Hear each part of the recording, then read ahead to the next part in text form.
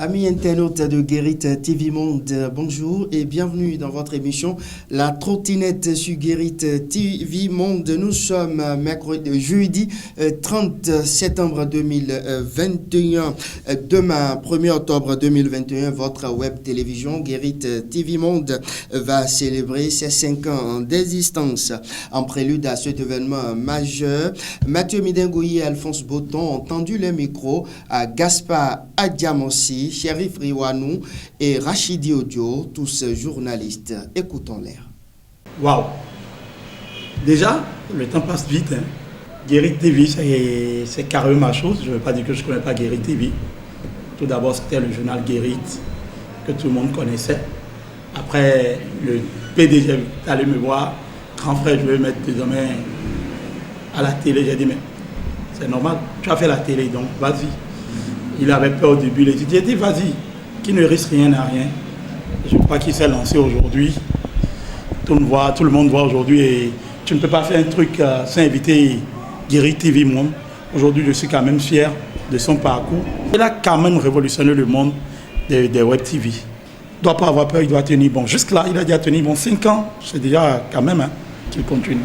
S'il a même lancé, à la grâce de Dieu, ça ira bien.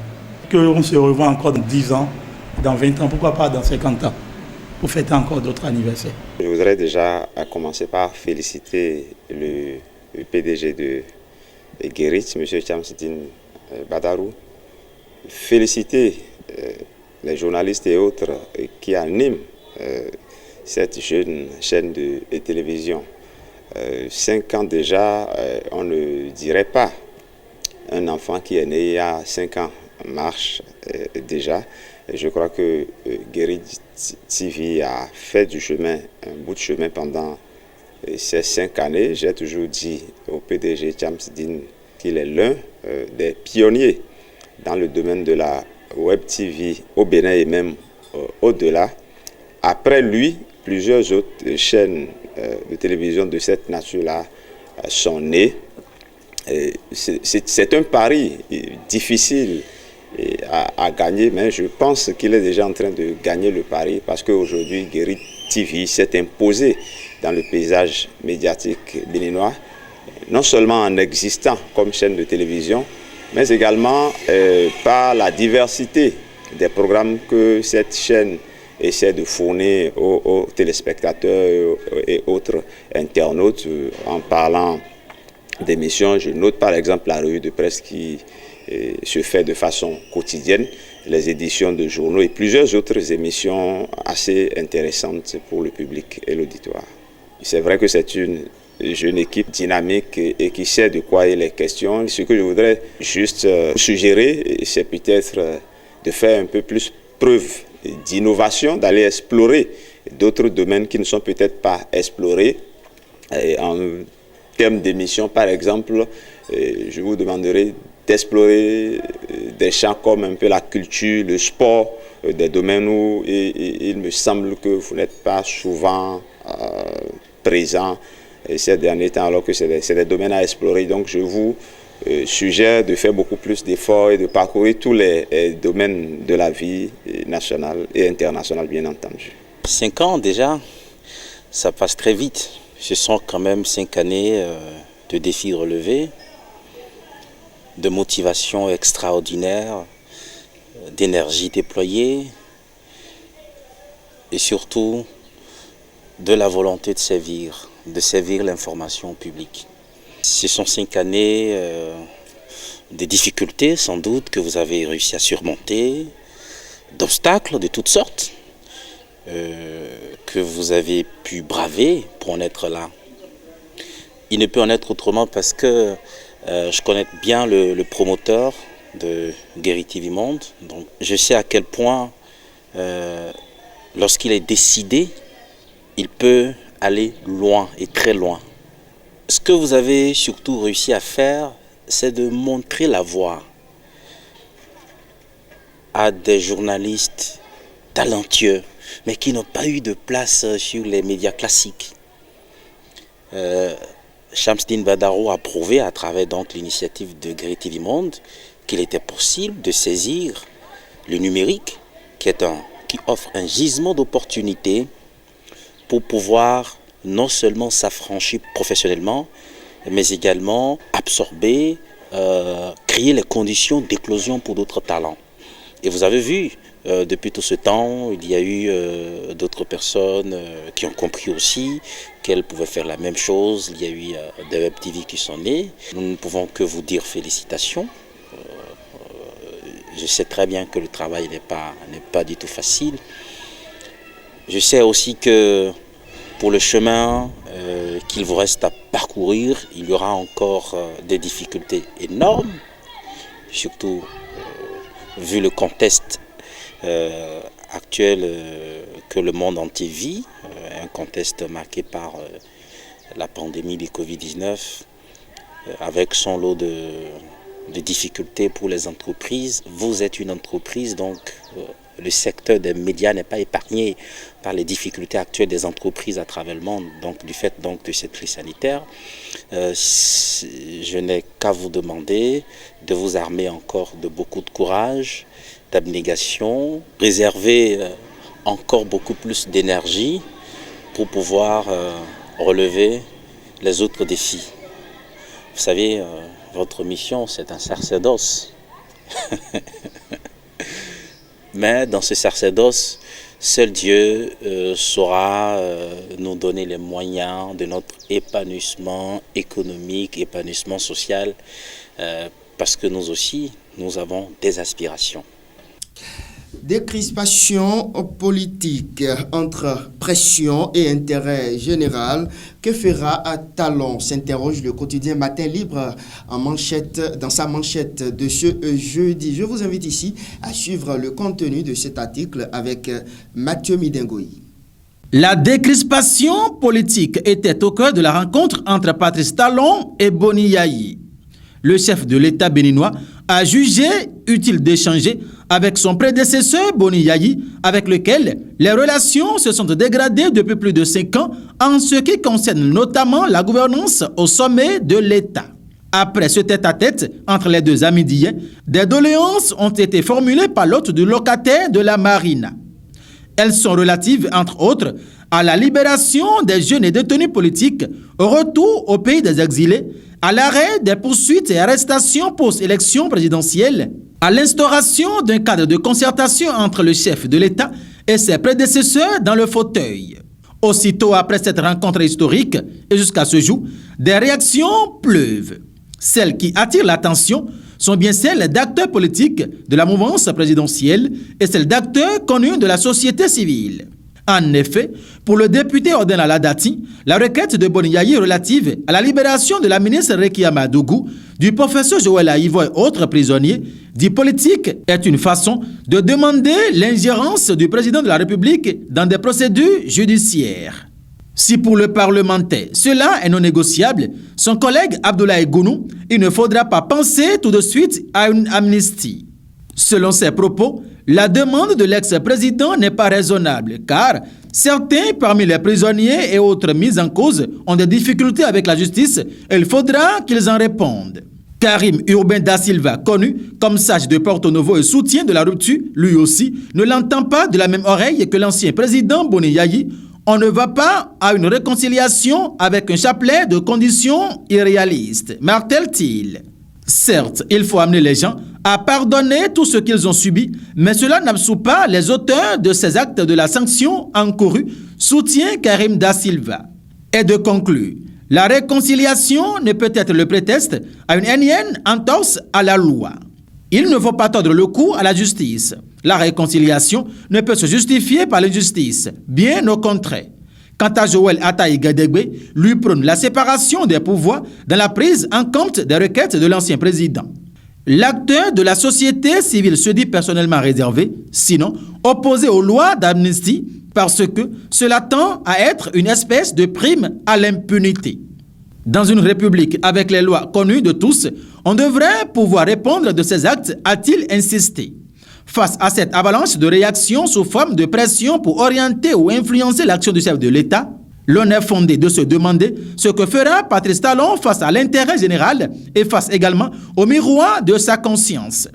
Va-t-il se laisser guider ou influencer par ses réactions par des partisans? Prendra-t-il une décision qui va vicier davantage le climat sociopolitique ou le rendrait plus impopulaire que jamais? Difficile d'être péremptoire sur l'acte que posera le président Talon dans les semaines ou mois à venir. Ce qui paraît une évidence est que l'opinion publique nationale et internationale s'impatiente quant à sa décision sur la décrispation dont l'acte majeur a été ce tête-à-tête avec son ami de longue date, Boni Yayi. La place publique de Doha, dans le 5e arrondissement de la ville de Porto Novo, végète dans l'insalubrité totale depuis plusieurs mois déjà. Une équipe de la rédaction est allée faire le constat que voici les images. Attraction, tourisme, épanouissement, divertissement et que sais-je encore. Toutes ces expressions résumées disposent d'un endroit. Les parcs d'attraction, c'est le nom. Il y en a dans plusieurs villes du Bénin et Porto Novo, la ville capitale, n'en fait pas exception. Mais l'entretien et l'animation de ces lieux publics laissent à désirer. Ici, par exemple, dans le 5e arrondissement de Porto Novo, au quartier d'Owa, pour être plus précis, cet espace réservé à l'épanouissement de la jeunesse et de la population tout entière, érigé à grands frais, est abandonné. Tout est rangé. Silence radio. Sous le contrôle de la municipalité de Porto Novo DEPA, le parc d'attractions de Doha aurait été confié par la suite à un particulier. Mais pour quelle fin se demande-t-on? Ce parc d'attractions de Doha, érigé sur un ancien terrain de sport de la localité, végète dans un état insalubre et n'attire plus aucune attention. À cette allure, tout le dispositif qui est installé prend déjà autre allure, celle de la pourriture. Que faut-il faire donc?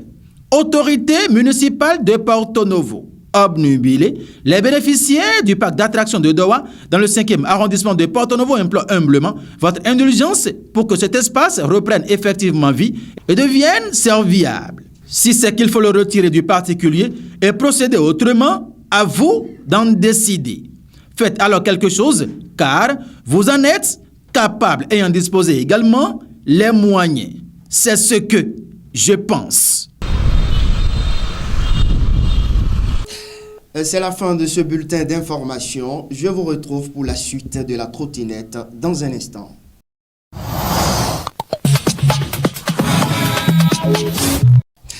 Voilà, nous allons poursuivre la trottinette sur Guérit TV Monde et nous recevons pour vous dans la rubrique au téléphone Monsieur Mukaila Saka. Il est animateur, journaliste et responsable d'entreprise. Monsieur Mukaila Saka, bonjour.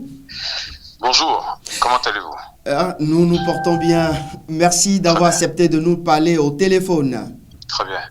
Demain, 1er octobre 2021, Guérit TV va célébrer ses 5 ans d'existence en tant qu'animateur, journaliste et promoteur d'organes de presse au Bénin. Quelle est votre première réaction? Je vous remercie pour l'occasion que vous me donnez d'intervenir à ce sujet, mais j'aimerais faire 2 rectificatifs. Premièrement, c'est Mukaila Saka. Et j'ai horreur qu'on nous appelle animateurs, parce que les animateurs, ce sont les disques jokers. Nous sommes présentateurs. Live, radio ou télé, ou quel que soit le sujet, nous sommes présentateurs. Présentateurs avec la spécificité d'être journaliste quand Dieu facilite. Donc, je voulais faire cette mise au point-là. D'accord. Alors, c'est pas contre vous, hein, ne le prenez pas mal. C'est juste que j'en profite. Il n'y a pas de problème, allez-y. Alors, Guérit TV a 2 ans, mon Dieu. 5 ans, 5 ans. Ah, pardon, 5 ans. Mon Dieu, rendez-vous compte. Vous seuls savez quel est le chemin parcouru. Dans un milieu où tout est à refaire, il a fallu déjà braver la parenthèse des textes avant de braver la parenthèse mentale, amenant les gens à comprendre qu'il y avait cette possibilité de communiquer de façon professionnelle sur le web, et puis après la rentabilité de votre affaire. Et si au bout de 5 ans, vous tenez encore debout, c'est que vraiment vous êtes passé de l'étape du projet, de l'étape de l'idée à l'étape du projet, et de l'étape du projet à l'étape du concret. Vous êtes passé par toutes les étapes d'hésitation, de renoncement, et jusqu'aujourd'hui, Guérit TV est une est une réputation. Je ne voulais pas dire à une réputation parce que vous êtes confirmé déjà comme un web média de renom au-delà des frontières béninoises et c'est tout à votre honneur. Et je parle de vous en tant que promoteur, mais également toute l'équipe qui travaille avec nous, ces jeunes qui parfois n'ont pas d'autre choix ou d'autres situations plus réluisantes que cette passion-là à laquelle ils s'adonnent corps et âme. Donc ces femmes et ces hommes, ces jeunes qui passionnément vous accompagnent et vous-même, c'est à vous tous le mérite de cet anniversaire. Monsieur Mikaïla Saka, c'est bien ça, oui, hein? C'est Monsieur bien Mikaïla. La leçon, elle est bien apprise désormais. Voilà. Aujourd'hui, après 5 ans, vous avez certainement des suggestions à faire à toute l'équipe de réalisation de Guéri TV Monde. Alors, premièrement, j'aimerais demander à l'équipe de Guéri TV Monde d'être polyvalent. Que les journalistes apprennent à être monteurs, graphistes, que les graphistes apprennent à être poseurs de voix, et ainsi de suite. C'est tellement important. C'est la bêtise que nous on a faite à l'époque. Quand on démarrait, on était présentateur télé, on se contentait juste d'être devant la caméra. Mais je peux vous dire que 15 ans après, on a beaucoup de regrets parce que il y a beaucoup de choses qu'on aurait pu faire si on savait faire un montage, deux montages, poser une voix, monter nous-mêmes, prendre la caméra, comme aujourd'hui on forme les journalistes reporters d'images. D'accord? Donc c'est dans leur intérêt, c'est bien pour prendre de la valeur au sein de l'entreprise de savoir tout faire, mais absolument tout faire. Et puis, quand ils quitteront un jour Guéri TV Monde, c'est plus simple pour eux de vendre d'autres atouts que ceux par quoi on les connaît à l'extérieur. Donc c'est d'abord le conseil que je veux leur donner. Ensuite, pour les journalistes et autres présentateurs de la maison, ben, il faut qu'ils travaillent leur culture générale. C'est très important parce qu'on est dans un domaine où, lorsqu'on est en face de certaines personnes, il faut qu'on essaie de relever les contradictions, qu'on demande plus de précision, qu'on fasse du recadrage. Et pour ça, il faut avoir les éléments d'appréciation en amont. Mais quand on ne lit pas, qu'on n'écoute pas, qu'on ne regarde pas là où il faut, dans les livres, qu'on n'écoute pas à la radio, qu'on ne regarde pas les télés, pas seulement France 24, mais je dis une culture générale plus vaste, eh ben, ça va être compliqué. Donc la culture générale, encore plus, et puis être multifonction au sein de l'entreprise, surtout que dans notre domaine, c'est bien une chaîne audio et visuelle. Vous voyez un peu, donc souvent on fait l'erreur de faire que ce pourquoi on est arrivé. Et ça nous joue des tours toujours, voilà. C'est humblement ce que j'ai envie de partager. Parce que de toute façon, moi j'en suis là, hein. Moi j'ai pris les 2 dernières années pour apprendre à faire du montage, pas seulement faire du cut comme c'est que les gens font aujourd'hui abusivement et les images sont détestables, mais vraiment du montage professionnel, savoir ce que c'est que de faire un plan, de faire une mise au point, de faire un bon cadrage, de faire une vraie prise de son, ainsi de suite. Moi je l'ai fait au bout de 2 ans et heureusement, aujourd'hui je monte tout seul mes sujets. Voilà. D'accord. C'est pratiquement la fin de cet entretien téléphonique, mais avant de vous laisser partir, monsieur Mikaïla Saka, votre conclusion très rapidement. Que Dieu vous bénisse et vous facilite davantage. Merci à vous, monsieur Mikaïla Saka. Vous étiez donc au téléphone de Guéri TV Monde pour nous parler ou donner votre avis, votre appréciation et des suggestions en ce qui concerne la célébration des 5 ans de la web télévision. Merci à vous. Nous poursuivons cette rubrique, cette émission sur Guéri TV Monde juste après cette virgule.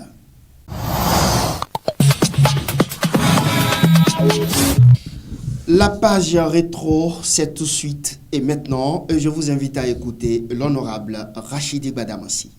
Damre Kiamadougou a pris contact avec certains députés, dont moi-même, et m'a demandé d'organiser pour elle la collecte des parrainages nécessaires à la validité de son dossier de candidature.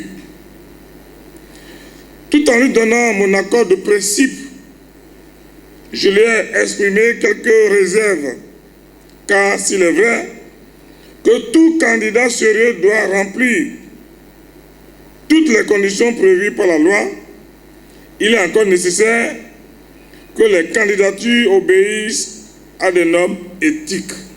M'invitant à plusieurs reprises dans la capitale d'un pays voisin, elle m'a fait miroiter une forte somme d'argent pour me motiver, me rassurant qu'un opérateur économique important était disposé à participer à nos réunions et à mettre le pactole à ma disposition.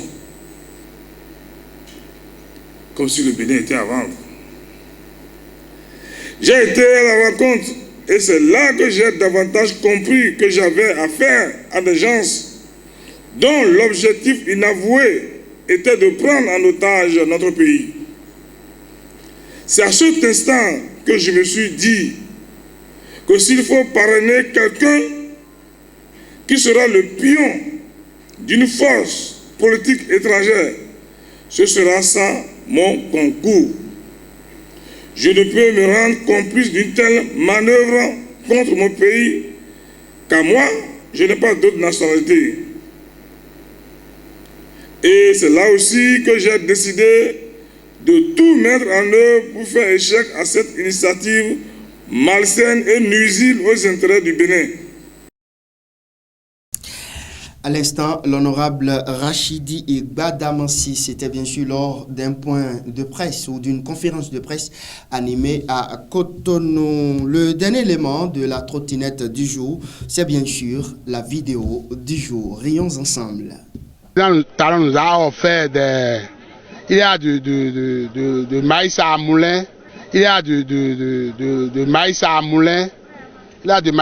Voilà, c'est cette image du jour qui met fin à la trottinette de ce jeudi. Merci à toutes et à tous pour votre fidélité légendaire à Guérite TV Monde. Bonne fête à toutes et à tous et à demain si Dieu le veut.